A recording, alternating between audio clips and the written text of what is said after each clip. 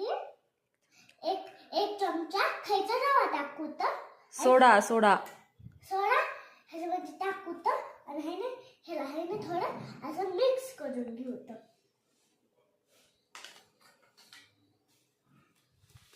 आपण आता हे तिळून घेतलं आहे.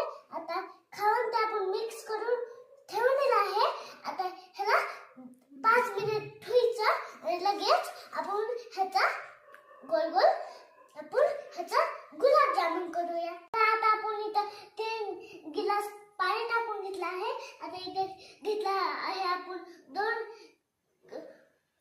2 ग्लास साखर. आता हे ह्याच्यात टाकूया.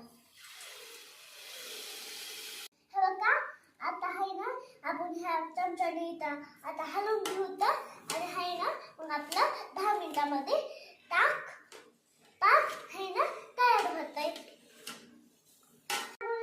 तेल गरम करून घेतलं आहे आणि इथं मी केळ्यात गोल गोल गुंड्या. आता चला आपण हे ह्याच्यात टाकू तर तेलामध्ये.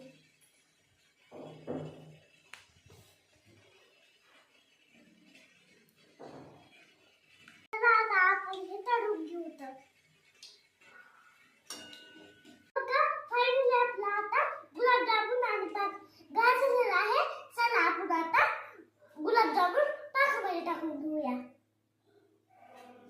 हे बघा आता आपण गुलाबजामुन ह्याच्यात टाकले आहे. आता तुम्ही ह्याला 5 मिनिटं राहू द्या. लगेच हे बघा कसे चांगले फुगते. आता आपले गुलाबजामुन फुगले आहेत. बघा केवढे छान झाले. आता मी एक तुम्हाला खाऊन दाखवते.